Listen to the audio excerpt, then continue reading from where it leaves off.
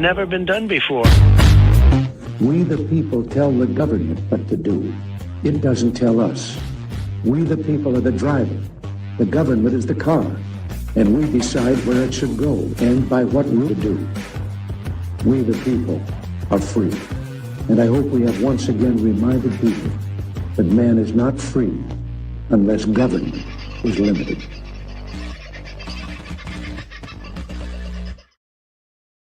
Hey folks, how are you today? Hope you're having a very fine sort of a Friday. If you've got your hand in your pocket and you're feeling a little bit of silver jangling around in it, you're probably a fairly happy person at the moment.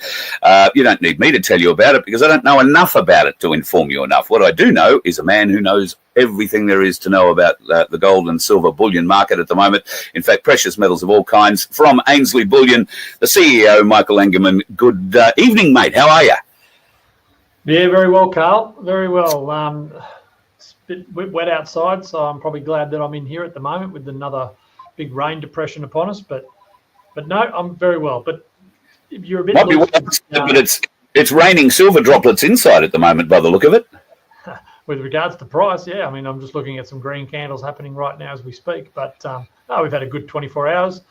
I think it just reminds me though, and to remind all your listeners that you just don't know when and how these things are going to happen. The bigger picture, as I keep talking to you about, Carl, is the bigger picture is that we know where it's headed longer term.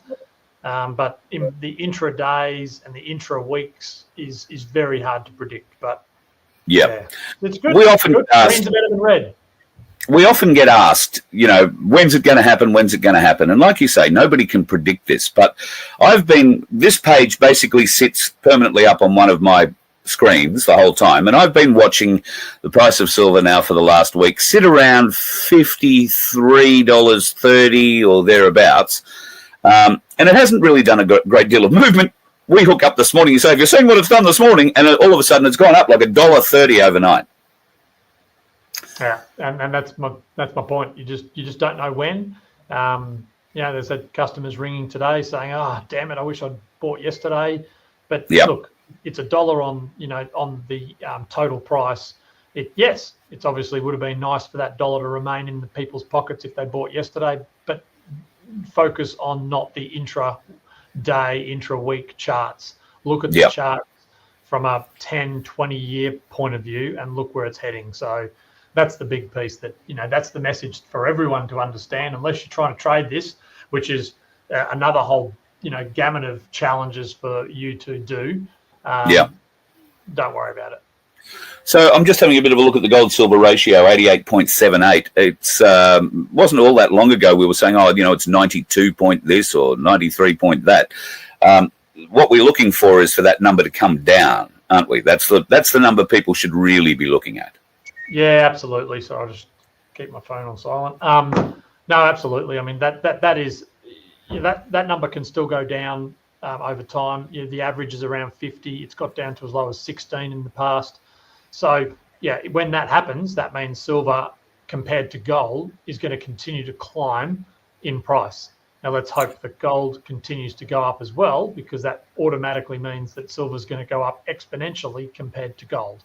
So, the big marker in the in America was, and we'd been talking about it for some time, or the Americans had been talking about it for some time. When gold hits $3,000, it's 3,000 US an ounce. Well, it's at 3,055. It busted through it last week, 3,000, and hasn't shown any signs of going backwards. No, not at all. No, it's a very strong market. There's a lot of commentators out there saying that, the 3.3, 3.5 sort of mark is where it's probably going to get to in this particular run. So you can work out if it goes up another $300 to $500, what will silver do? So, but then there's the same commentators are saying silver's going to have a greater percentage increase than that. So it's pretty bullish at the moment. There's not too many bears out there talking about precious metals coming backwards.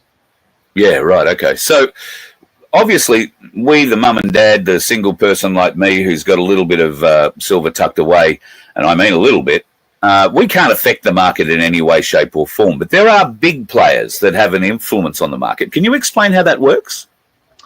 Yeah, look, it's hard to explain because it's so confusing to understand it in the enormity that it is. but it absolutely has a lot to do with the leasing of these precious metals. So, and that's been, I know you've talked about it over the previous shows, and there's a lot, probably the mainstream media has stopped talking about it at the moment, but it's still occurring. There's still a repatriation of gold and silver back to the United States. And, these big central banks are asking for their gold back that has been typically leased out to other people for various reasons. And then that then flows into your ETFs and your paper traded derivatives of gold and silver. Now, we know that there's nothing backing those, and we've forever said that it's the physical form. If you don't hold it, you don't own it. And we may see that still play out. However, it's important to understand that there's all of that, and there's a lot of those different banks and businesses in Wall Street and around the world that do that. And that all influences the price. So there's a lot of information to try and grapple and to try and understand who's influencing, why is it going up, why is it going down. And again, it's probably that analogy of just, focus a little bit further out than in to understand the theme of the moment. The theme is that there's less of it happening and there's more repatriation happening, hence probably why we're seeing an upward movement contributing to that, not wholly and solely. There's lots of different factors, but it's contributing to it as well. Demand, or the forward projection for demand, particularly coming out of China for silver, mainly they're saying for electronics production and solar production, outstrips the current amount of silver being mined and delivered to the market at the moment. Now, I'm not sure that gold is the same way. Can you explain to me how something like, I watched this Discovery show, Parker Schnabel and his crew, these, gold rush, they're mining in the Yukon and all that sort of stuff. And they're pulling out kilos and kilos and kilos of gold. So do these people have enough gold to influence the market and the price, because they're bringing in whatever they bring in, how many thousands of ounces over the course of a season? Are they players in the market, or are they simply just taking what they find and getting it turned into bars and selling the bars to, proper refineries? I don't know how it works. Yeah, I mean, look, neither do I. I mean, I don't know exactly every single miner, and whether it's a mum and dad type miner fossicking in Ballarat to the actual the Kalgoorlie type mines, and they're all around the world, those types. There is obviously the World Gold Council does a pretty good job in summarising where we're at with production. It's probably not production, it's the wrong word, but mining of the material and the ounces and kilos that produces, both gold and silver and platinum, they've got a good handle on. And a good handle on what the demand is. And central banks has obviously been the leader of the demand of recent times. They know that we're, with the China piece that you spoke about before and other demand, because they're not the only ones, but they definitely have, I suppose, far greater than anyone else buying it but India's still doing it. There's other countries around that are still buying. So that's when okay, the amount coming out of the ground is X, the amount of demand for it is Y, we're in deficit here. Well, blind Freddie, you just have to look at your fruit and vegetable shop to understand when carrots go to $4 a kilo, when they've been sitting at $1 a kilo for so long, and they all of a sudden go to $4 a kilo, why they're at $4 a kilo, because there's not enough of them. So they have to put the price up to slow the carrots down. Well, that's no different when it comes to gold and silver. Supply and demand, Finance 101 says if there's less product available to buy, people will pay more for it. And then and in the markets, the traded markets, it just keeps ratcheting up and up and up. And things that we're hearing is that, people are paying over spot for mined product. And those type of things happen because people are, just like you, Carl, you might be bidding against me for the mines, wherever they are in the world. Maybe it's in Africa and we're both bidding for the same gold to come out of there. He who owns that mine is sitting there going, great, well, put your best case forward and I'm happy to sell it to you. But then what happens is that flows then into all of the retail at the end, because everyone is then paying more for that product. So using the Australian Gold Reserve as an example, would the people, and there aren't many, who have a lease on the Australian Gold Reserve to mine the gold out of there, do they have to have something of a contract or something with the government to say we're going to sell it to... I guess what the question I'm asking badly 3 times now is, how does it get from somebody, say, working in the Australian Gold Reserve to a gold bar that you can sell? Yeah, that's the refiners themselves. They fit in the middle.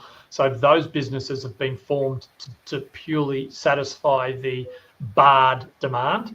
So the bullion demand. So the big bars to the small coins to the all of those particular products. They sit in the middle and they have a demand. So that someone from a central bank will place an order with the likes of us or others, and they will say, I want 100 tonne or I want 1,000 tonne delivered over this period of time. They will then negotiate the price, and then that particular order is on its way to being fulfilled. And then you go backwards and you start looking at the mines that you're going to get that product from, and you start negotiating with the mines to get the product to fill the order. Okay, so it's actually a competitive process then from the refiner's perspective based on demand. Absolutely. Yeah, that's absolutely right. And demand always plays. And doesn't own any. The Australian government doesn't own any mines, do they? Not that I know of, not that I'm aware of, and maybe your listeners might know of some, but I don't believe that the government is in mining. Yeah, they'd do it pretty poorly if they were. My word, they would. But there'd be a lot of paperwork involved. They'd be very safe. So, Michael, obviously the price now sitting at, I'm still on US dollars, $54.62 for an ounce of silver, the spot price at the moment.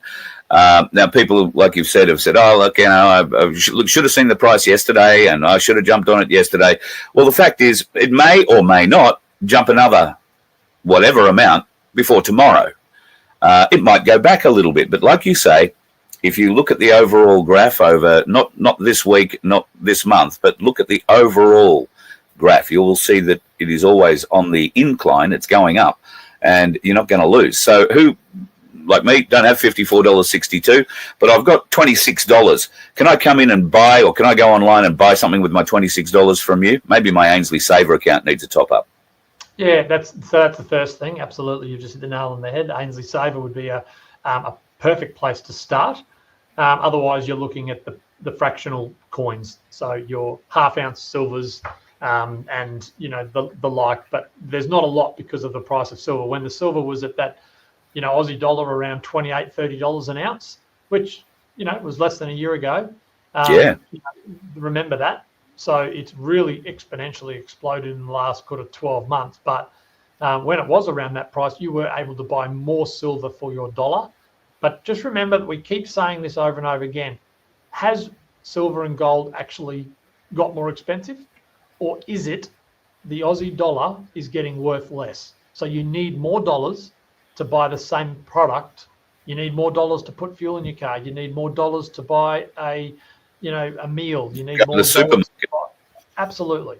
So it's my belief that our dollar is worth less rather than the fact that gold and silver keep going up, because the inflation that we're under, and it's that this product continues to go up over history. I mean, we always say it, and I think I've said it before, so excuse me for saying it again, but a 1 ounce gold bar back in the Roman times could buy you a really good suit.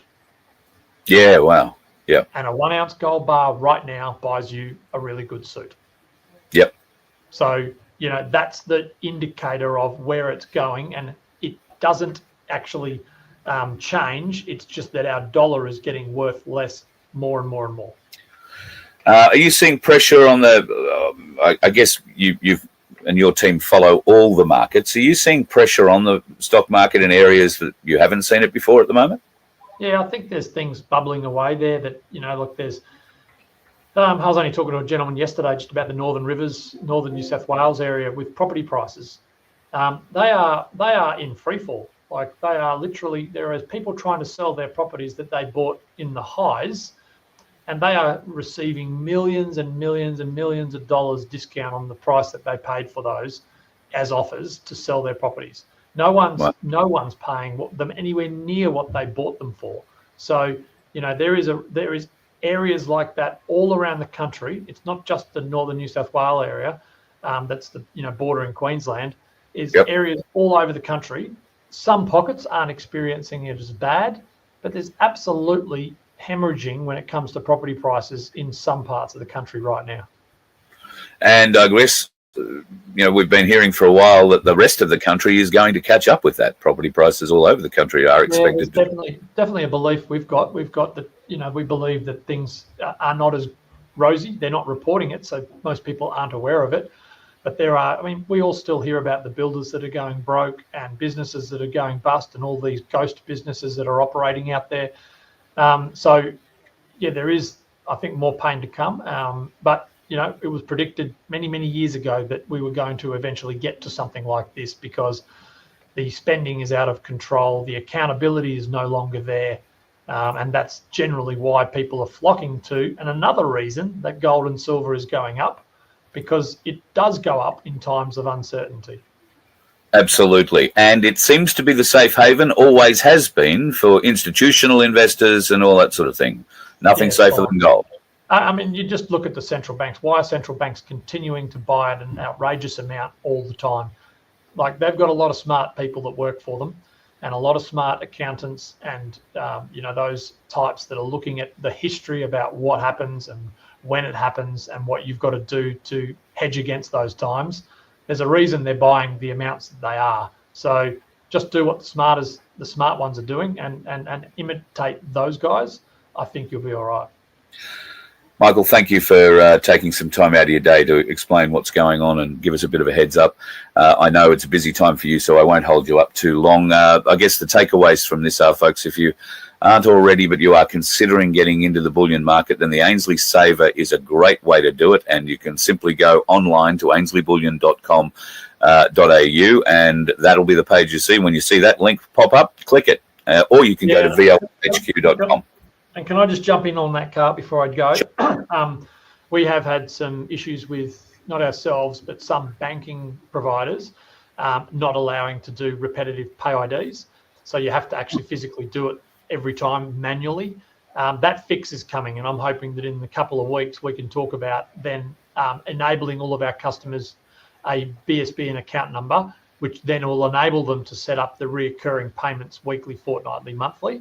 Some banking providers are allowing it already, but some aren't. So we're trying to make sure that we have an answer with the Saver program that every person out there can have an automatic setup, an automatic transfer. So we'll talk about that in the future shows. Absolutely, mate. All right, well, stay out of the rain. Enjoy your Friday, and I hope the weekend, although it's going to be rain, will still be filled with kids' sport unless it gets too bad. Well, you would have seen me with an umbrella tomorrow, I'm sure. I would have been standing there trying to keep out of that rain. So, absolutely. All right, Michael, thank you very much. Appreciate you taking your time today and joining us and bringing us up to speed with what's going on. Yeah, good on you. Thanks, Ed. All the best. Hi, are you passionate about supporting independent media and social events? Voice of Freedom is dedicated to bringing you the latest happenings and things that matter. But we can't do it without your help. By donating, sponsoring, or becoming a member, you're not just supporting our mission. You're joining a community that values transparency and engagement. Your contributions allow us to continue producing high-quality content that informs and inspires. Visit VOFHQ.com to make a donation or explore sponsorship or membership opportunities. You can even donate using crypto. Together, we can amplify voices that deserve to be heard as we continue to create a vibrant platform for social change. Go to VOFHQ.com. Help us to help you by joining us and making a difference today. Oh, got to put myself back up there. And I'll put myself back up there. How are you, folks? Evening all. You may have gathered that was pre-recorded. I'm sorry for the audio at my end, and I'm hoping, fingers crossed, that it's not distorted now. For some reason or other, these recordings through this system do something weird to my audio and make it distorted. But I do have a gentleman who tends to help me out in times when technicalities interrupt me. Let's say good day to the Waving Wonder. How are you, buddy? Good afternoon or evening, Carl. How are you? How is my audio? Is it sounding all right? Yeah, it's a little low at the moment. You might have turned it down, but when you first came on, it was perfect. Okay, all right. Well, I might just talk up a bit, but it's got something to do with the algorithm. When you save those recordings, it does something to my audio at my end anyway, and obviously boosts it to a point where it's not a great deal of fun. We're going to have a talk about voting tonight, but in case you're wondering, folks, the current price for silver $54.55 and $4,883.84 for gold.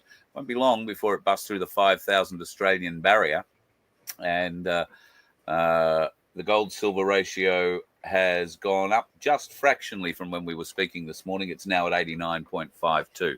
But as we said in that chat, keep watching this space because it's going to get very interesting.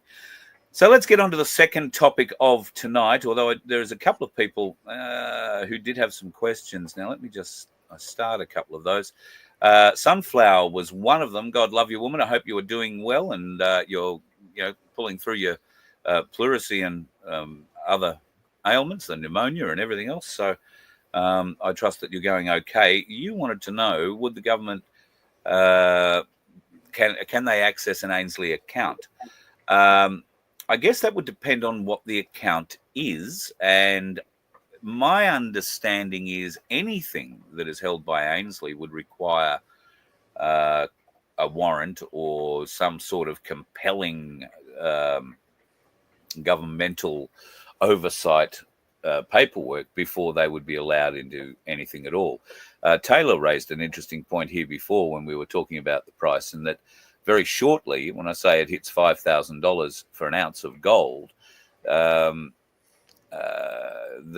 trade has to be reported at $5,000, whether you go out and buy, $5,000 worth of silver or $5,000 worth of gold. It has to be reported above 5,000, I believe it is. So you can get sort of 4,999 and keep it semi-quiet from the government, but you do have to present yourself to go and collect it, or you get it sent to your address under your name. There's a paper trail.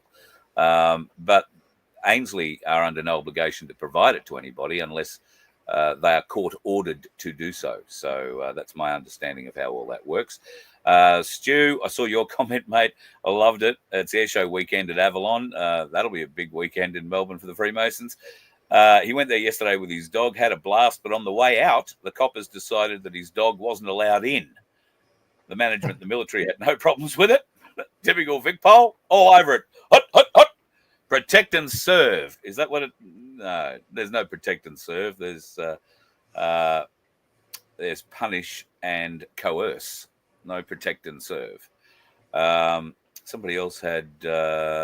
Oh, yeah, Baz, you wanted to know if the fake election had been called yet. Yes, the fake government has called the fake election for May the 3rd. And I believe, not that I could stomach watching it, but I believe Albo almost shed a tear while he was doing the deed and telling the country that we're going to suffer through the next, is it 5 or 6 weeks of incessant bullshit advertising on radio, TV, and the internet, plugging all sorts of lies that we're not sure any party is actually going to pull through on, much less make good on. And tonight I thought, well, I'll get the two people I know best to have a talk about voting. Both have been involved in federal and both have been involved in federal elections, and neither of them have ever managed to make it into the federal parliament. Darren Bergwerf, good evening. G'day, Carl. How are you? How you going, Vince? How are you, Darren? This is going to be an interesting night, ladies and gentlemen. We're coming from two very different positions. So, gentlemen, I'm going to sit in the middle this evening and, I don't know, be the debate moderator, shall we say. Let me just get a coin out so we can flip to see who goes first. Just to be fair, so that people know, Darren and I both know each other pretty well, and even though we don't agree, we're still mates, and that's how it works. We have good discussions about it. We can have differences. I think you're going to find some. So, gentlemen, here's my 20-cent piece. I am tossing. Who's calling? Heads. Darren. Heads. Heads. Darren's heads. It was tails. Vince, first or last? Last. Right. All right, ladies Well, and I'm gentlemen, sure we're going to go Darren back and Bergwerf this forth. evening. I'm sure we're going to go Well, back we and might do a forth, bit of that too, but you've got to have an opening statement, haven't you? Yeah, okay. We're going to have an opening statement. Look, All right. I'll try and keep it brief, and that's a challenge for me, as you know. But my opening statement is yes, I have taken part in 3 different elections or selections, a federal, a state, and a by-selection only last year. Now, this is as far as I'm concerned, this whole journey is about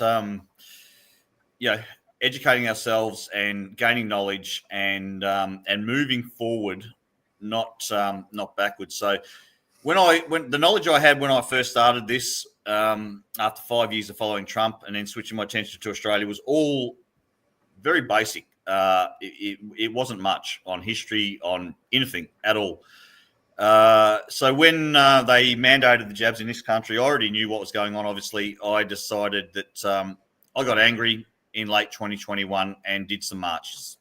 Right, I probably went to 5 rallies in Melbourne, the big one over the Westgate Union office, and the 20th of November worldwide rally, and we had some massive rallies. And at the time, that's all I knew. That was about the knowledge that I had, and the only thing I could think that we could do. Rolling into 2022 and Canberra, another rally, I came back from there and I thought, okay, I've got to step up, and maybe we need to get someone in there or a political aspect. And I ran in the federal election, which was absolutely crazy, really. Now, and I said from that point, from day one, I'm not here to get a seat at the table. I had no interest in having a seat at the table. I was there to tip the table upside down. And that's been my attitude all the way through. Over the last 3 years, I've gained an immense amount of knowledge.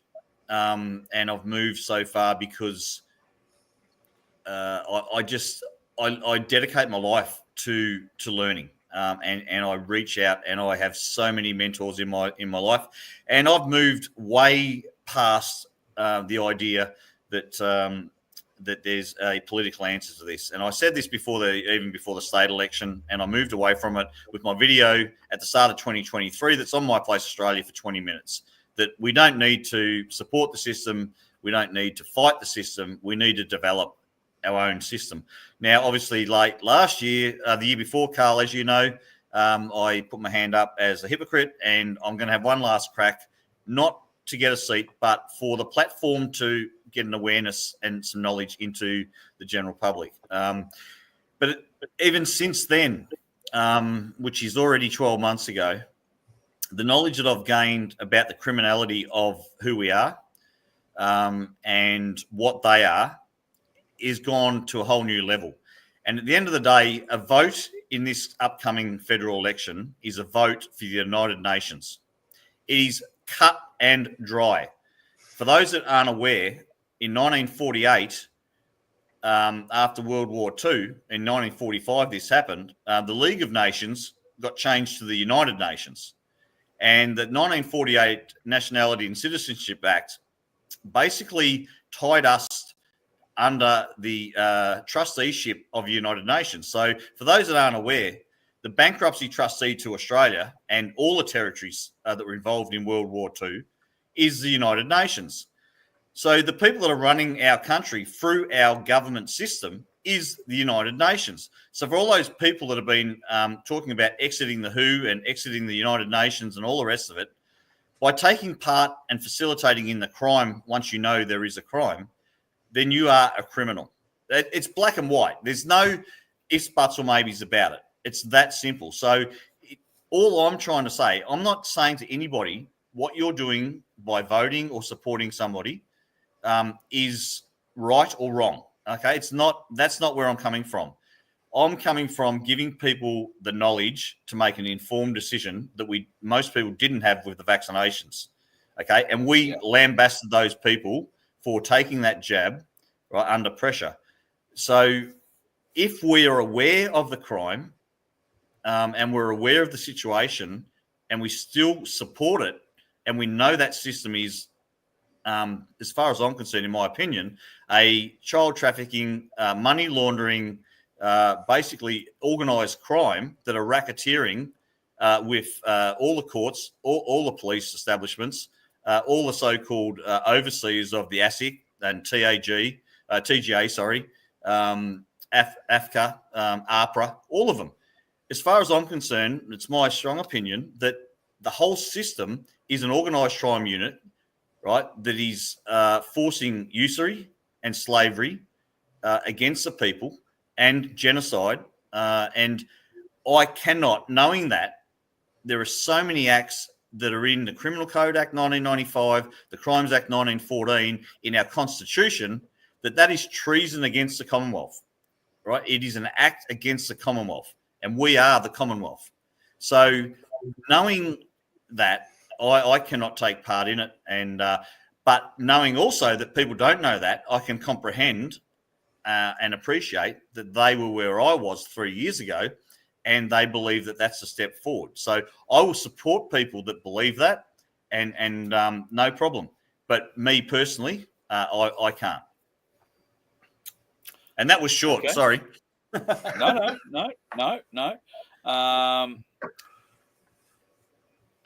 I nearly caught myself out. I was going to say something. I'm not saying anything yet. Vince, your turn. Opening statement, please. Okay. So with everything that Darren just said, you're going to not believe this, but I don't actually disagree with what he said. It is a corporate crime. It is a corporate business. It is whatever that's going on there. And for everybody who's out there that's looking at it and understands this, should also put in mind this idea, right? If we're in a courthouse and you've been convicted of a crime and you're sitting in the jury, do you want to allow that corporate government to stack the jury against you? Right? Because nobody wants to stand up and go in on that jury and say, hang on a minute, I'm here for the honest man. I'm here to make sure it does happen the right way. Right? If not voting, by not voting, you're basically saying, I'm going to let them stack the jury. I'm going to let them do what they want.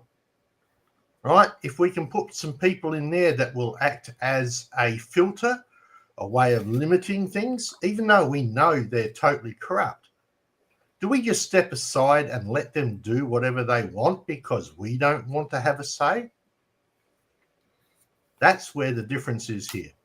You can know full well, and yes, maybe we are contributing to a crime, right? But we're certainly not doing anything if we don't. We can't stop them. We can't enforce it. We can't do anything at this stage. So isn't it better that we limit their capabilities by doing something, putting freedom parties in, getting some sort of resistance within their own system, right? You don't go putting an undercover, cops go and put undercover people into organisations so that they can get the evidence to take them out. But if no copper wanted to go undercover, there'd be no evidence. There'd be no resistance. So that's where I stand with it. I agree with everything else Darren said. It's 100% correct.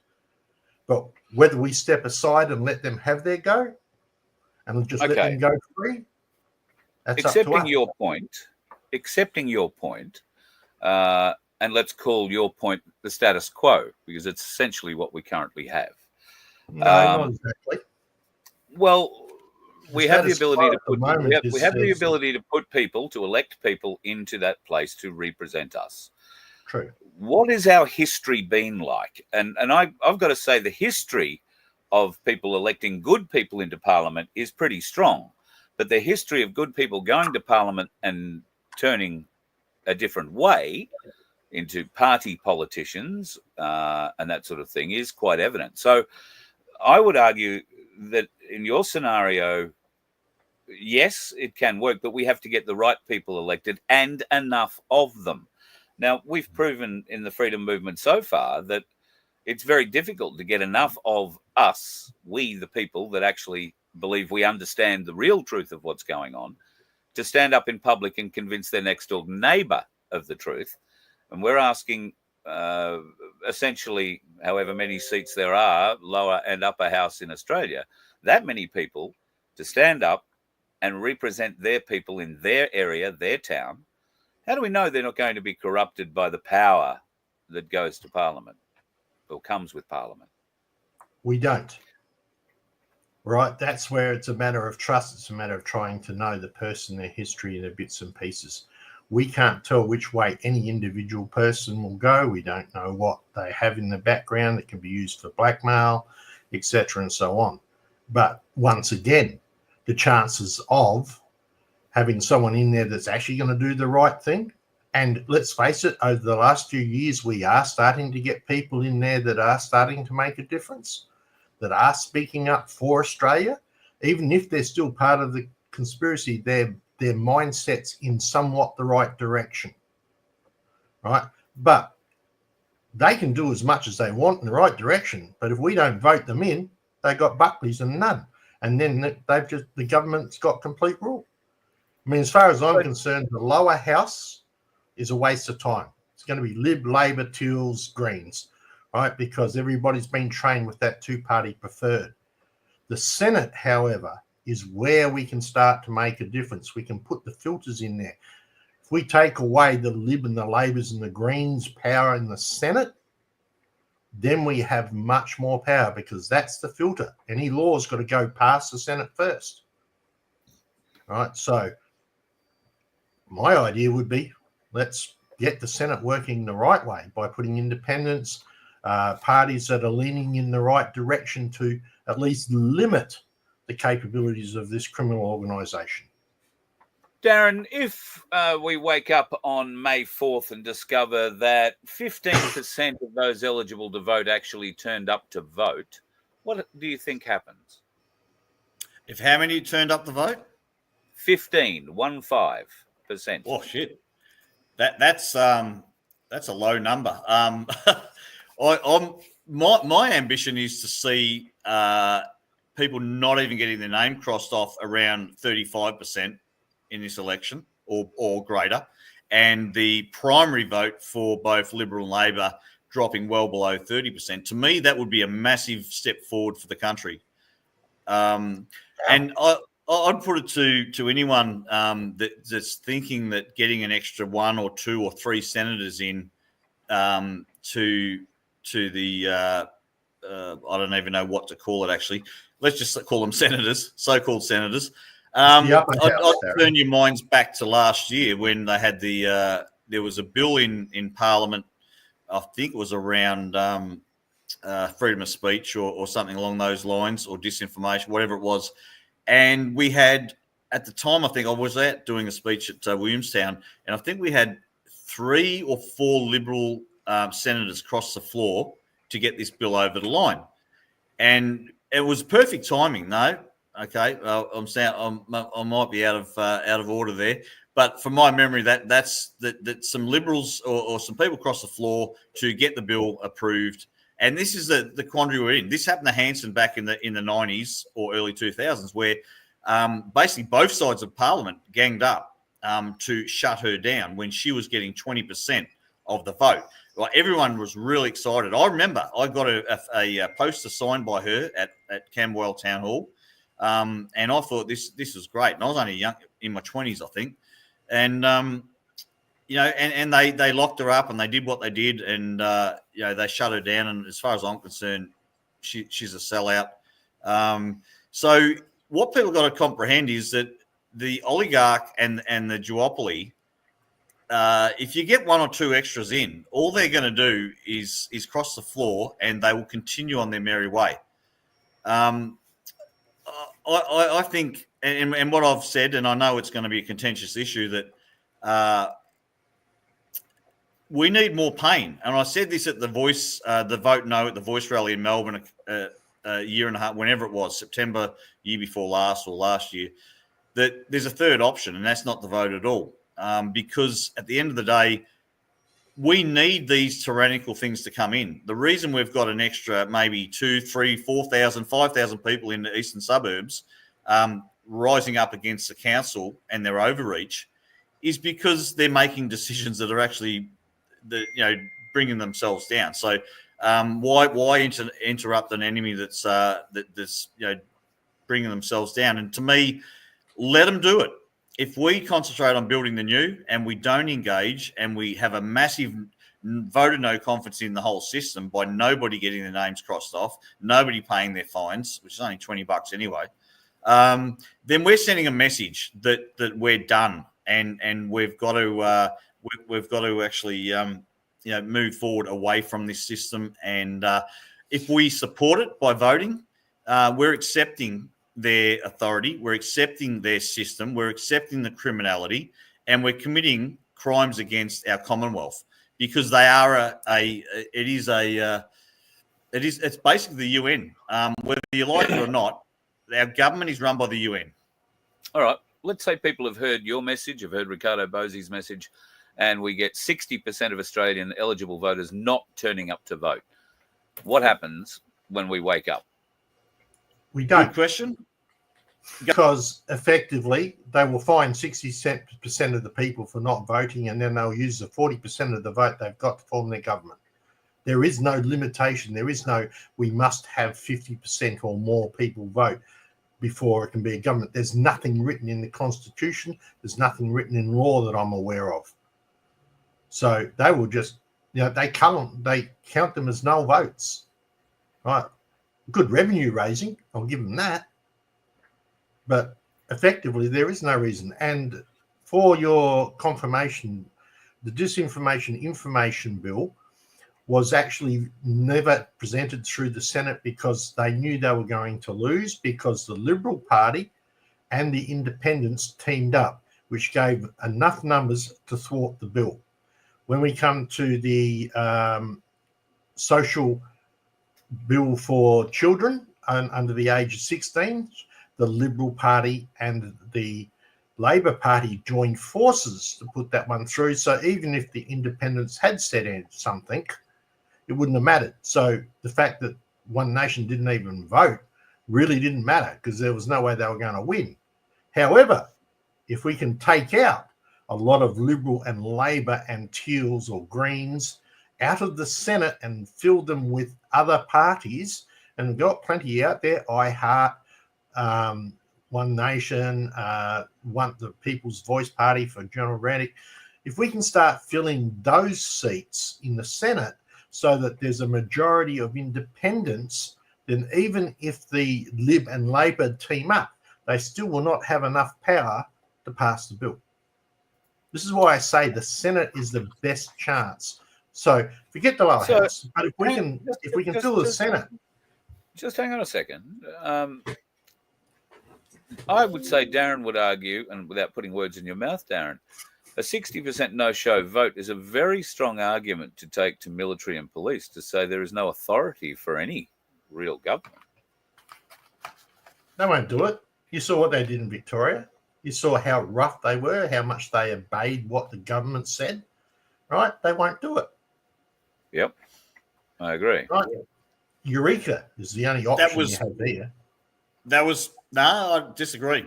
That was 3 years ago. Actually, it was 4 years ago, in 2021 when that took place. I went to a Casey Council meeting to drop off a heap of information that I'd printed out, 400 pages for Greenie to hand out. That they locked down the same night that Aidan McLindon, the mayor of Whittlesea, was locked out of his council chambers for their meeting. And I spoke to Channel 9, Channel 7, somebody from the Libertarian Party, and I also spoke to, in four different conversations, 2 security guards and 3 lots of police. And I red-pilled them pretty hard. And they listened to every word. They appreciated what I told them. I asked them why they weren't arresting Dan Andrews and Brett Sutton for terrorism, because what they did at 11 o'clock every single morning on mainstream media was terrorise the community, and explain to them that, it's been proven that this thing is a bioweapon. He's forced you to take, this guy had 3 jabs, And I said, it's killing millions of people around the world. Why aren't you arresting these people? Now, these police officers were very receptive. They listened to the whole conversation. There is change afoot in the mindset of the police. We just had a 80% no vote of confidence in Shane Patton, which we know he's part of the evil cabal. Well, we believe, I should say. I won't say we know, but we believe he's part of the evil cabal. And the police, which if we flip the police, we flip the whole thing pretty much. That's a big statement, yes, I know, but the police are actually really starting to change. There's 800 Victorian police left last year. So it is an information war as much as a spiritual war. And while I find this upcoming election and what we're preparing for, I had Doris here all afternoon today, we're preparing documents like the union do at every election, whether it be federal or state. The union are there handing out their union information, and they're allowed to do that. So I see an opportunity to hand out information packs to the public and start to inform them of what they're taking part in. And if they choose to still go ahead, that's okay. We're not trying to change your mind. All we're trying to do is give you the information. So there's an opportunity here to use, once again, this federal election, not so much as a platform to get anyone in, as far as I'm concerned, but to spread more information and knowledge. Because it is the court of public opinion that is going to win this war. It's not the Supreme Court. It's not the magistrates' court. It's the court of public opinion. And like I've said from day one, when the coppers coming down our laneway in 2021 when we're in lockdown, it's not a revolution, which he thought we were actually doing. I said, this is an evolution, mate. All right, we're winning the hearts and the minds of the people. And this is continuing, and I believe that not voting, but knowledge and empowering our communities with the correct knowledge. And once they know the criminality of being involved in supporting the United Nations election, I think they're going to start to come around. A lot of people feel pretty much the same as you, Darren, although I don't know that the lack of support being seen in the chat for the idea of voting is any indication that people aren't going to go and vote. I seem to see that one of the biggest questions is how much the fine actually is. I think in Queensland it's $100. It's not 20, so it's a bit more significant. $55 in New South Wales, somebody posted up. And of course, if you don't pay the fine, it gets interest and all those other bits and pieces, but only if you open it. The best advice is to return to sender and, write something polite on the front like, sorry, have no contract, don't know who you are, don't know what that is. Yep. Send it off and to somebody just who watch cares. them just basically then strip you of your license and your ability to have a registered vehicle. You know exactly how that feels, Carl, right? Well, it can happen, certainly. But if you're going to push it, then you push the envelope the whole way. That's really irrelevant. Let me give you a scenario, right? Let's say that you need to have a vote on something, and the vote says that we need 60% at least vote yes to get this thing over the line. So we have 100 people.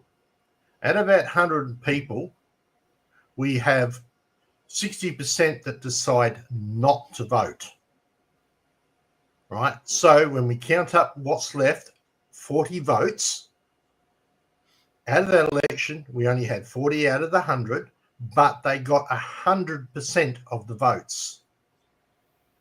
Do you understand what I'm saying? Mm-hmm. Right? 100%. They got well above their 60 they required, because 60% of the people thought it wasn't worth even the issue of voting. So it's like, here, take the keys to the car. Because I don't care. I'm not going to do anything about it. I'm not going to put people in to stop you. I'm not going to have a decent cop that's going to stand there was a decent cop, but he got corrupted. Or B, he is a good cop because he left. Can't do anything once he's left. Right? So you think about it. Every vote that is not given is a vote lost, and it is a vote given to the parties in power. That is no resistance at all. If we're going to fight, you just don't fight a battle on one front here. You have to fight it on multiple. The more we can slow down the corporate government by putting barriers in their way, the better. Yes, we continue to educate people. We continue to tell them. We continue to try and find ways to get at them from the other side. But literally not voting, beautiful cop-out. I'm sorry. Don't ever sit on my jury, right? Because you're obviously never going to give me a chance to be proven innocent. That's why I look at it in that. It's just a logical thing. If they don't have resistance in the votes, then they have been given 100% of the votes. They can do whatever they want. They can pass whatever law they want. They just go ram it straight through the Senate because there's nothing there to stop them. Nothing at all. So think about that. Beautiful. I say let them ram it through the Senate. Let them bring more tyranny. And the faster they do it, the quicker we get to the bottom. And I've been saying this for a couple of years. And I said this in the disinformation bill when I did a bit of research. It only took me 30 seconds to safari how many people in Australia we had between the age of 18 and 25 when they were talking about the young people and all the rest of it. And there's 3.6 million. So, like I get, why stand in the way of an enemy that's destroying themselves? The quicker that they roll out the tyranny, the better as far as I'm concerned. Because in this country, we are still the silver spoon privileged generations that have never had communism in their country, although we've got it now, but not real communism like Europe have had. We haven't had the same wars that other countries have had on our land, and we have had it too easy for too long. We need, in my opinion, as much as I don't want it, we need more pain in this country for people to get to their line in the sand, to realise that they need to step up, stop going to the footy, and actually do something for their country, right? We're not going to do that by having little wins here and all of a sudden, you know, Aiden out at Whittlesea gets a couple of rainbow flags removed from the kinder, and people think, oh, look at that, the system's working for us. Let's try and vote someone in. We are in this loop, and I've been saying this since Don Chip tried to keep the bastards honest in the 70s, okay? Here we are, 50 years later, still trying to get somebody in there to keep the bastards honest. I mean, what's the definition of insanity? He's doing the same thing over and over and over again, right? And expecting a different result. We need to change it up. We need to take back our power, not by giving our power to them, not by believing that there is someone better to represent ourselves than ourselves. Educate our people and our countrymen and women to give them the skills to be able to self-govern, self-determine, and we build our economies and we build everything outside of their system. It's not that hard. It's been done before. They're doing it through Africa at the moment. Africa are kicking out the French, the Americans, the bloody British, right? They're taking back their mines. They're forging their own gold. They're refining their own oil to make petrol. They're putting, avocado and tomato processing plants. They're actually taking back, saying, I don't want your aid anymore. I want you out of my country, and we're going to step up and we're going to take control back. This is the kind of thing that should be happening around the world. And the people that are in power in this country at the moment will not allow that. And if we think we're going to change that system anytime soon, in the next 20 years, I think we're kidding ourselves. We can build our own system way quicker than that if we get more people on the same page. I agree. We still need to build our systems. We still need to do what we've got in the background. Darren, you know full well I'm in agreement with that. I'm just in a disagreement with us saying, okay, here's our resistance. Let's just throw 1.2 million people straight in as cannon fodder, right, and let them get destroyed completely when we had another way of doing it by doing surreptitious little exercises that help limit their capability. I mean, honestly, we would have a information bill right now if it hadn't been for the fact that the libs said no. It would have been rammed through, just like the under-16 one was. right? So the harder we can make them for them to do stuff, the better off I think we are. And if that means we play a little game of let's try and put some decent people in the Senate, then we play that little game. It's just one little exercise. Why we continue to build support for what we know, educate the people for what we know, right? However, we could just say, okay, that's fine. Let's let you go at full steam ahead while we try to catch up. No, we don't need. We need to be limiting them as much as possible while we keep moving forward. They have the weight. They have the energy. They have the mass. We are not there yet, but we are educating people to get there. But in the meantime, if we educate them to just ignore the government, because they're very much worth ignoring, I'll tell you that now. But if we just say, no, you go do what you want in your court, you go do what you want with your jury, you stack it as much as you want, you will pick anybody out of the crowd that we like, throw you in jail, and there'll be nobody to protect you because you own everything. And you made a rule that said you cannot post something on Facebook. Right? Because we didn't bother to stop them where we could. Right? Just saying, I don't believe in you does not stop them because they have the enforcement arm. They have the power. They have that stuff. So we still need to build everything that we are trying to build. But being ignorant and letting them have total control, that is stupid. I think a point, and we're not going to keep going for too much longer, but I think one of the points that hasn't been addressed tonight is the expectation of the public in a time frame. I think when I speak, generally speaking, we, the freedom-loving and awake folks, have a much faster timeline in mind than the rest of the world is able to keep up with. And while I appreciate both sides of the arguments put out this evening, the timeline, I think, is a crucial point that needs to be taken into both arguments' account, because as you can see by Tony's comment, the pressure is rising in the pot. If we can't figure a solution Vince's way, if we can't figure a solution Darren's way, there is really only one other solution. Isn't there, really? What is that? Well, I won't be stating it. Insurrection or something? Yeah. It would. Thank you. You go ahead and get me in trouble then. Good on you. Yeah, no worries. Yes, that is an uprising of some kind. And why we would not at this point advocate anything like that. Okay. Can I just interrupt for a second? Is that the only solution? Can I just interrupt with something that's of interest? Darren, you're all about making it being better for the government to come down so hard on the people that they hurt and they feel it. Just a little fact that comes out just for your interest. According to the Grattan Institute 2022, the Great Australian Nightmare Report from 1981 to 2021, home ownership rates for 25 to 34-year-olds in the two lowest household income quintiles fell from 57% to 28%. So what that's saying is that 25 to 34-year-olds, only 28% of them in Australia can now afford to buy a house.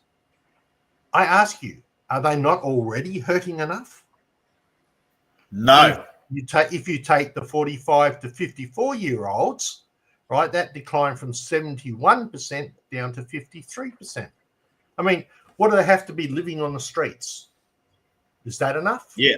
When do they? Yeah, but how do they resist when they've been demoralised beyond belief? Well, look, I'm of the opinion, and that was always of the hope that there'd be some kind of safety net in the so-called plan that was happening. My brother, on the other hand, was of the opinion that this needs to be biblical, and we need a depression to reset humanity, because we've been talking about this since we've been in business since the late 90s through the early 2000s, that we need a world war. We need something to reset humanity. We don't learn unless we get hit by a sledgehammer. That's just human nature. I agree. And so I do truly believe that we are still a privileged country, and I might be speaking, and people might say that that's bullshit. You're not living my life, and that's true.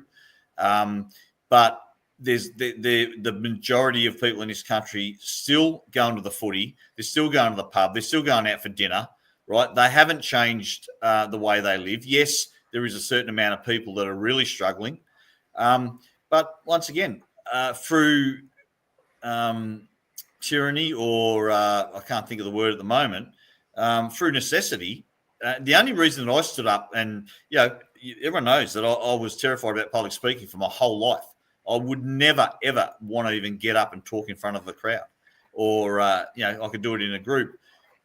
So through necessity, I just threw myself in the deep end and put my hand up to do so many things that were so out of my comfort zone, and that I just felt that I had to do that. Now, not everyone's going to do that, but I believe that to get the numbers, and this is a numbers game. We've said this from day one, and when we set up the Victorian People's Trust, we thought all anyone's interested in is how they can get off a fine. It's all about their money and their back pocket.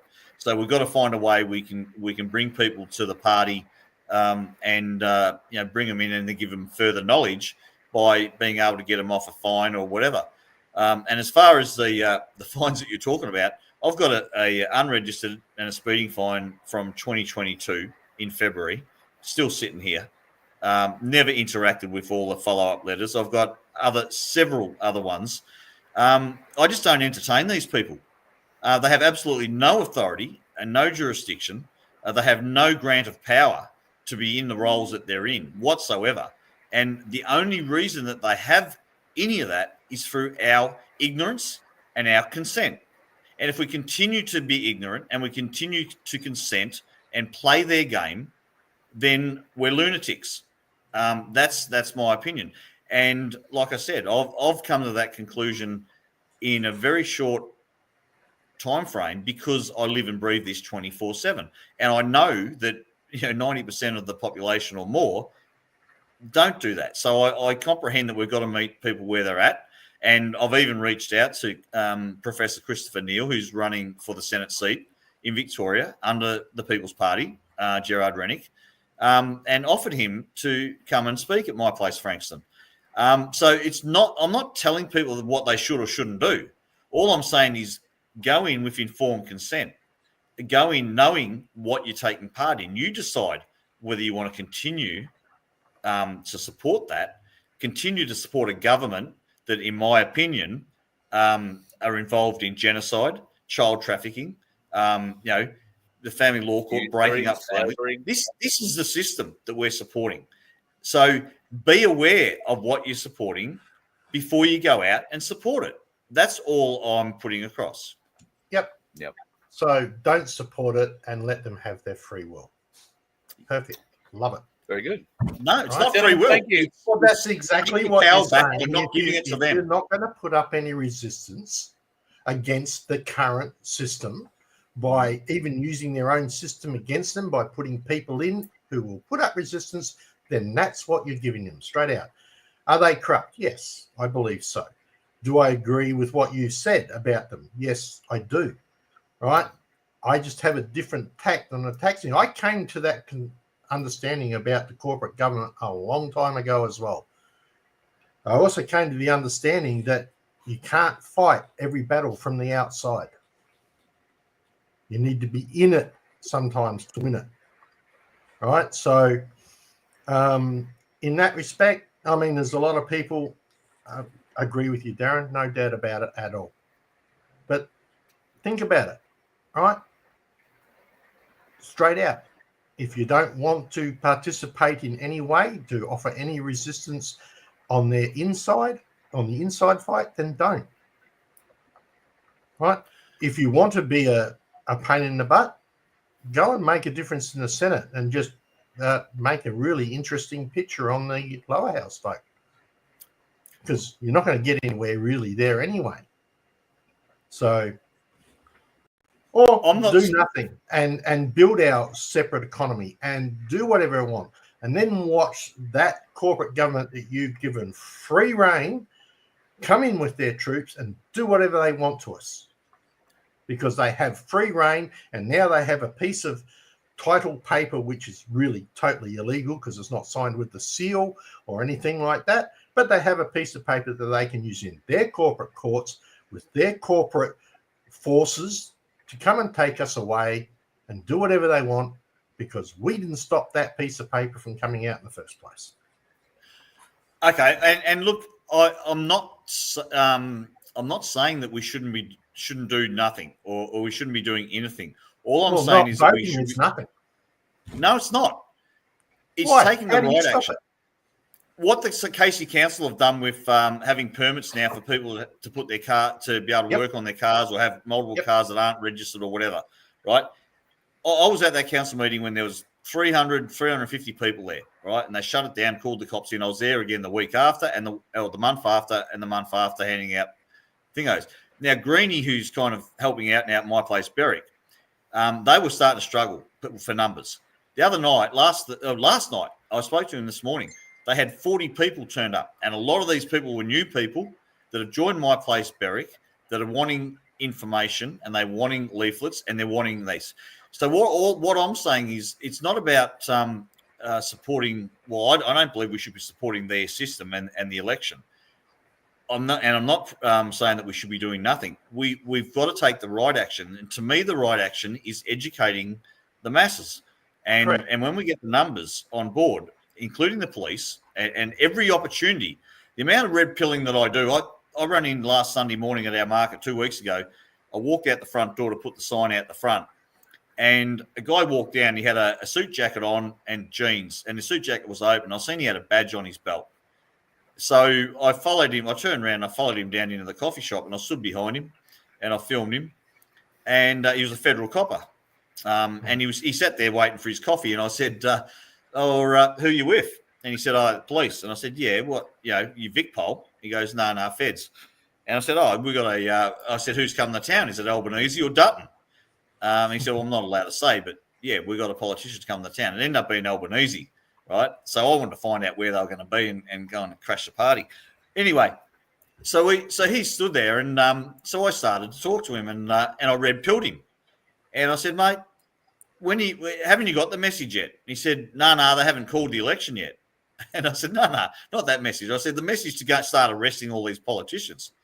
I said, you do realise this, and you do realise that the Australian government's registered in Washington DC and the tax office. So I went through the whole thing and red pilling him. And I gave him a lot of information in that 10 minutes. The last comment I gave him when he asked me if I was going to run again this time, because I told him I'd been involved previously. And I said, no, because under the Crimes Act 1995, once you're aware of the fraud and the crime, if you participate, then you're actually a criminal as well. And that kind of, the whole oxygen went out of the whole room at that point, and he never spoke to me again. I stood there for 30 seconds. I thought, well, this conversation's over. And I kind of walked out, waited for my coffee. As he left, I walked back in and I said, have a great day, mate. And he said, well, you too. And but every opportunity, whether it's Vic Pol, feds, local police, I'm not going to say don't do that. We've got to slam them with the truth. Now, whether they believe it, it's in their subconscious. And as things start to roll out and more information comes out, they will start to get the picture. This is where our time, I believe, needs to be concentrated on, not running out there spending thousands of dollars on flyers and letterbox drops. If we're going to be doing that, let's do it with the right information, not vote for someone in a criminal organisation, but expose the criminal organisation. Indeed. Okay, let me just. I'm going to come back to a second here. You talked about a particular council that was busily wanting to put through a piece of bylaws that said that they would charge a $400 fee for somebody to service their car in their own driveway. And it got knocked on its head, correct? No, it's in. that piece of legislation is still in for that council? I believe I heard it got removed. No, I heard it got knocked off last election. I can't. I won't comment because I'm not 100% sure, to be honest. So I won't say that it is in. It's been. Right? It's The been reason stopped. it got removed was because a lot of people stepped up and said, "We don't want you to vote this way, council." Right? But they stepped up. Now, if they had the ability to vote, do you think that they would have said, "We do not want this bill"? Yes or no? Oh, yes. I would argue, Vince. I would argue that they have not stepped down completely from this. What they have done, and they're quoted as saying, is they've gone back to reevaluate how they are applying the fines. It's not going to change the fact that there are going to be fines. They're reevaluating what they're doing. And I guarantee you, if you're allowed to change your oil or do a bit of minor maintenance in your front yard and keep 2 cars on the property without fear of them being towed off, there will be no other problems. They'll squeeze so many other things through on the back of that. It won't be an issue to them. So it looks like there's been a win here, but I suspect this is a false win, and that while there is a pause in this local council legislation or rule at the moment. Slow down. Yeah, slow down. A little bit of a roadblock. Yeah. I reckon it's going to come back in a different form. No, it'll just come back in a different form. I know, but it's taken them another 6 or 9 months to come back in a different form. It's giving us more time to go out and do what Darren says. Red pill the people. Phil said something like that in the chat. Yeah. But voting, very, very interesting chat. The voting didn't cause that back down. It was a backlash because they brought that draconian measure in. That's what got the people motivated to get out there and get off their fucking couch. Get off the couch, right, and actually do something. And this is what I'm saying. These actions by them. You're 100% correct, right? That's what got them up. They started to get hurt really badly, right? So I don't disagree with that side of it. So the change comes from the next local government election. Let me finish. They could have looked at it the way you look at it. I'm sorry, that is a corporate entity. That council is a corporate entity, right? Because they're a corporate entity and they're part of that system, I'm not going to do anything to associate or stop them because I can't vote for them in any councillors or anything in the first place. So I'm just going to let them have their free will, right? And then when it all goes to shit, then I'll stand up and get arrested and thrown in jail and whatever else. And if there are enough people doing that, you will clog the courts, you will clog the jails, you will grind everything to a halt. And how many people really suffer for it when we could be limiting that and growing our base further purely by getting out and educating? We won't grow the base without the suffering. Okay? I beg to differ. If you wish to give them 100% of your vote by not voting, feel free. Do you believe that? The biggest move in human history was through the COVID lockdowns. Okay, that has woken so many people up. True. Right. True. So once again, it's when people get pushed to the limit, they step up to the plate. Right. We haven't had enough people step up to the plate because they were in fear. And these people don't know that these are a corporate government. Now, there's 40 people coming to my place, Berwick, that are going to learn a lot deeper knowledge about who these people are and who they're not, right? So without this draconian measure coming in, we wouldn't have got those people to start to actually get to their line in the sand. And this is what I said about the voice. It's about what I said about every single bill that they're trying to bring in. All they're doing is helping our cause. The quickest way forward is to get the numbers. And the quickest way to get the numbers is to, we've got probably 10 million people in this country now, half the voting age population that are at a reasonable level of we've had enough. We're not going to take this anymore. Okay? We've got to harness that. And while they keep bringing in acts and statutes and ridiculous laws to aid us at the end of the day, well, let them go. Let them do it. All we've got to do is grab those people, take advantage of the situation, bring them into our communities, and educate them. There's where our role sits, as far as I'm concerned, not supporting and trying to change it from within, because we are so much closer to changing this country by doing that and letting them go about their way than we are doing it the other way. That's my opinion. I'm not saying not doing it that, but I'm going to ask you, what is the oligarchy? The oligarchy. That's a good question. I don't know. You can look at the parliament the same as you can with the kings, queens, etc., and the oligarchy, right? Okay. They are the same thing. They are the people at the top of the thing that have all the power, and they do so because they have their armies to do so, right? So the only way that ever comes through, and you've seen that in history, right? French Revolution, etc., and so on. And that's because people hurt, which is exactly what you're talking about, going through that way. I'm not saying we shouldn't do that. All I'm saying is that not voting is not an effective means of putting up resistance. Is telling them, yeah, that's fine. But the oligarch don't care. As I said, if they only got 20% of the vote, people actually voted, then they will run the government because all of those who voted said, we want you. That's 100% of the vote that want them. Right? So you're not putting any spies in, you're not putting any resistance in, you're not running. So I'm not saying you're betraying yourself by voting. My idea of voting is I'm going to try and especially in the Senate, because I can stop my vote before it gets to Liberal, Labor, Teals, Greens. I don't have to give them a vote. If you understand the Senate ticket, you can kill it at that point. But I want to give every possible chance that I can put some sort of resistance or roadblock in the Senate. As I said, lower houses, forget it. Right? But in the Senate, I want to do something so that I have more time to educate more people about what's going on here so that we can build that infrastructure. We can do the extra bits and pieces. I don't want that time frame shortened any more than possible. And by giving them free rein, shortens that time frame. Okay. You can only educate people that are willing to listen and that are willing to be educated. We've noticed that over the last 4 years. Okay, you can't wake people up. When people wake up and get to that anger stage, like the Casey Council issue, they come looking for answers. At that point, then you have them. You can actually start to explain to them and educate them.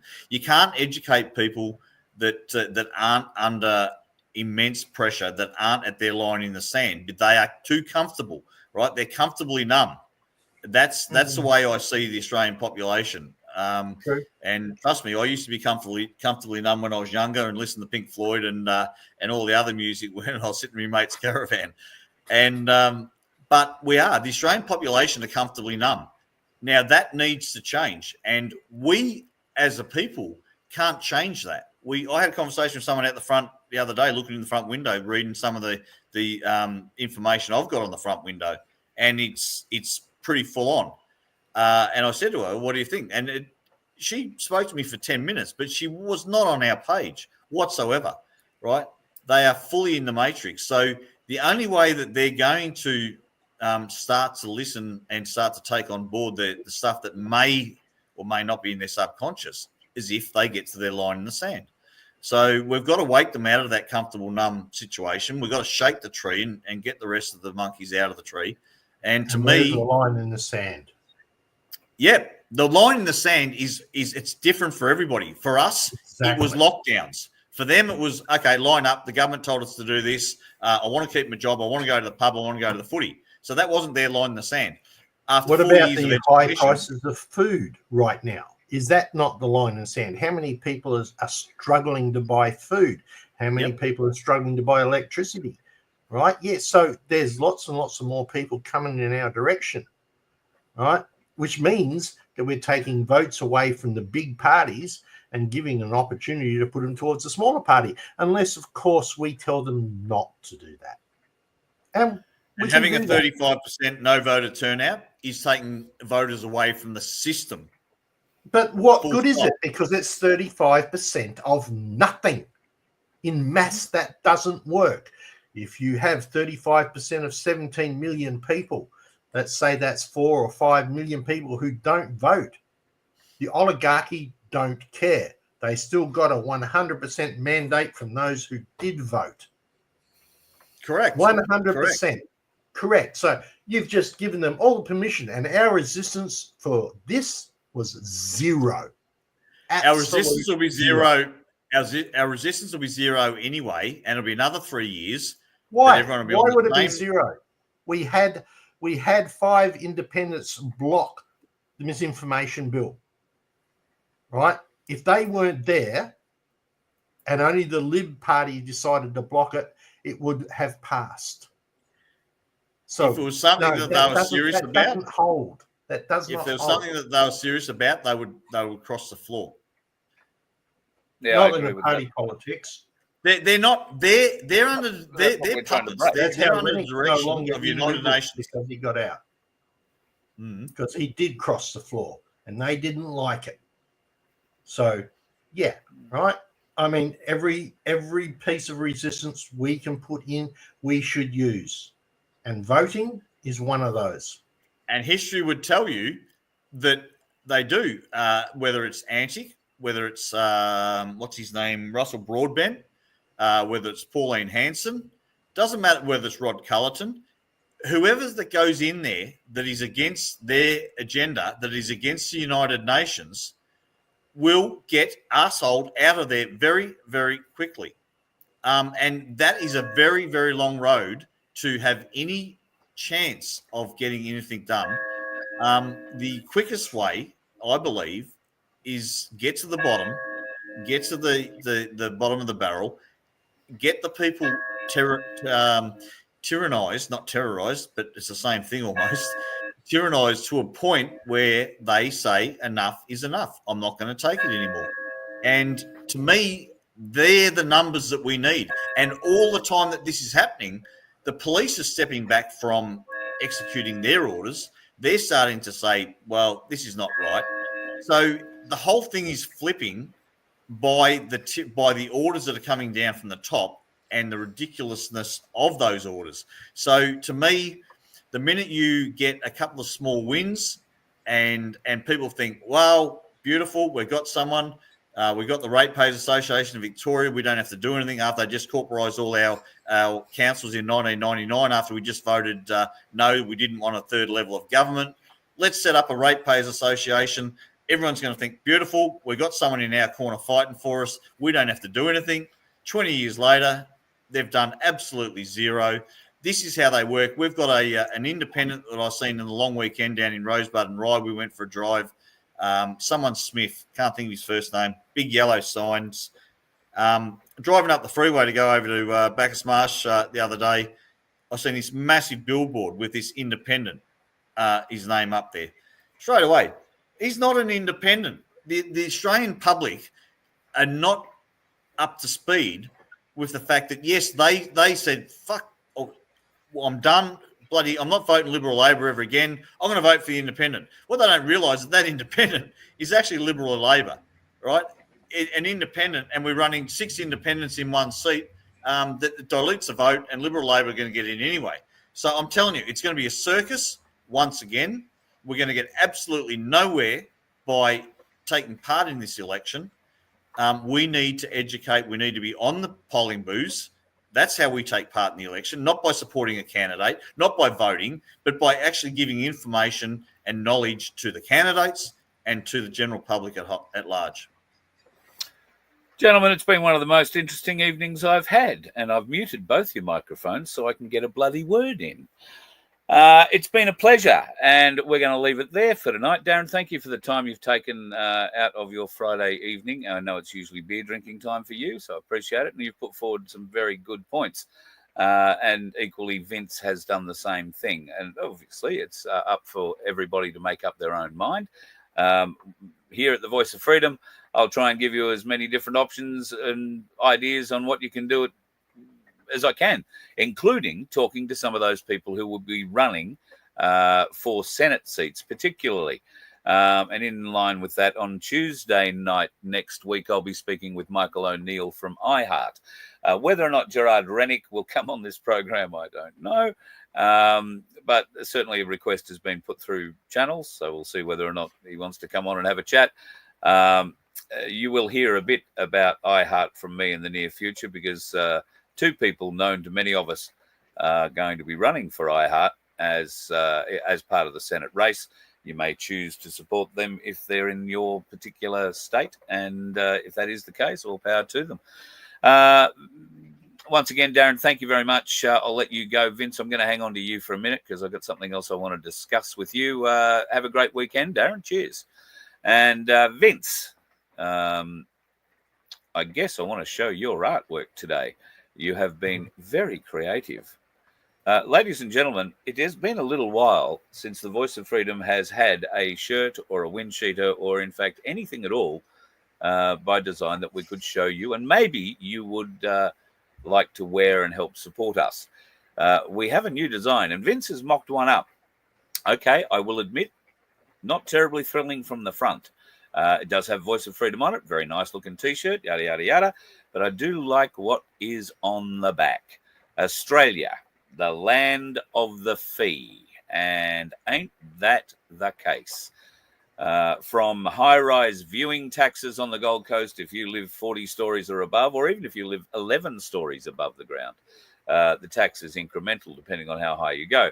The governments, state, local and federal, are finding numerous ways to attack us. Fees, charges, they're taking more money out of our pockets than ever before. And despite what Peter Dutton may have said in his budget reply speech and the promises that he alluded to in that, including, I think, halving the petrol excise for 12 months and then reviewing it, so not saying it'll come back on, but reviewing it again in 12 months, creating a national gas bank, so Australians are served best by our own gas, and our gas prices should stay low. Good luck getting the gas companies to lower their gas prices. They'll figure out a way to just keep putting them up like the electricity companies do, and all those renewables working so well. So you can get a Land of the Fee t-shirt with Voice of Freedom stuck on the front. We might find a few other things that we can put up in the next few weeks, a couple of other t-shirt ideas or logo ideas, and it is coming up to winter, Vince. What are we going to put on beanies, do you think? Oh, I don't know, but I'm pretty sure we can find some. We've got some beanies available. Just to understand, people, we haven't had this priced yet. That piece of artwork came through yesterday, I think. Was it yesterday, Carl? Yeah, might have been the day before. Yeah. And I've just found a shirt that's compatible. Unfortunately, the colors are limited because you can't really put it on a blue one or a black one because it just won't stand out. So it is a bit limited in that respect. I'd also like to say thank you. Red. Yeah. White. Well, we've only got red and white and a light blue. I might try the light blue. But I'd like to say thank you to Darren, and there's very good conversation. Understand that Darren and I are very much on the same page for just about everything. Is this one area we don't, but does not mean we will not work together on everything else. So absolutely. Darren, spirited argument. No, you've pissed him off. He's left already. So, no, that's the great thing. We're all mates, and we can have these conversations, and we're still all mates at the end of it. Darren and I had a very robust conversation in Echuca, but we're still mates, and nothing's going to change. We are all still fighting the same fight, and as to use a Ricardoism, we're all climbing that hill. We may all be finding different paths from time to time, but we're all going up, and correct. I can see the top of it. I hope you can too. Vince, thanks for everything you do for me and the Voice of Freedom once again. Thanks for coming on tonight, and look forward to chatting with you over the weekend and next week. Well, I certainly hope that there's some spirited discussion that goes on in the chat underneath this video. Share it out, share it wide, because there's a lot of people who need to hear both sides of that story that just happened. Right? Yeah, and absolutely. Make up their own mind. So share it, share it, share it. And I'll do this because you want me to. Very good. Very good indeed. See, he's learning, folks. I don't have to even introduce his backhanded wave anymore. I just wanted to make you aware, folks, that there are plenty of dickheads out on the roads, and occasionally they find themselves in car parks. I met one of them yesterday, God help us, and there is a reason why car parks are some of the most dangerous places. You can take a car and get into an accident, and that idiot is probably one of the greatest examples of how not to park a car I have ever seen. What a dickhead. I don't know if they tried to do a handbrakey in there and just didn't have the speed up, or trying to slide into two parks. But that, ladies and gentlemen, is one of the greater examples of a dickhead not on the road. They managed to get to a friggin' car park. Have a good weekend. You let one ant stand up to us, then they all might stand up. Those puny little ants outnumber us 100 to 1. And if they ever figure that out, there goes our way of life. It's not about food. It's about keeping those ants in line. That's why we're going back.